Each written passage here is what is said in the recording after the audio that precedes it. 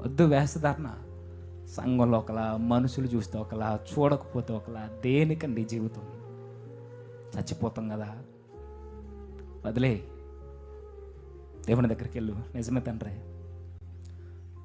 ఒకరోజు నలుగురు మధ్య ఉన్నప్పుడు ఒకలానే మాట్లాడేవాడిని, ఈరోజు ఒక్కొక్కడితో ఒక్కోలా మాట్లాడుతున్నాను. ఒకరోజు 400 మధ్య ఒకే తీరు కలిగి ఉండేవాడిని, రోజు 4 గోడల మధ్యకి వెళ్తే నా ఆలోచనలు మారిపోతున్నాయి. వేస్తాను అయిపోయి. ఒకరోజు అందరినీ ఒకేలా ప్రేమించేవాడిని, ఒకేలా మాట్లాడేవాడిని, ఈరోజు నాలో ప్రేమ సన్నగిలిపోయింది.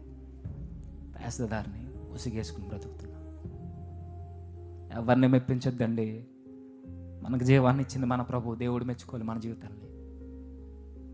దేవుడు ఆనందపడాలి మన ప్రసంగాలు చూసి. దేవుడు ఆనందపడాలి నువ్వు ఇచ్చే కానుకను బట్టి. దేవుడు ఆనందపడాలి నువ్వు పాడే పాటను బట్టి. దేవుడు ఆనందపడాలి నువ్వు చేసే ప్రార్థన బట్టి. దేవుడు ఆనందపడాలి నువ్వు చేసే పన్ను బట్టి. ఎవరిని మెప్పిస్తావు? ఈ వేషధార నీలో కొనసాగితే చచ్చిపోయావు. ప్రభు దగ్గరికి రా.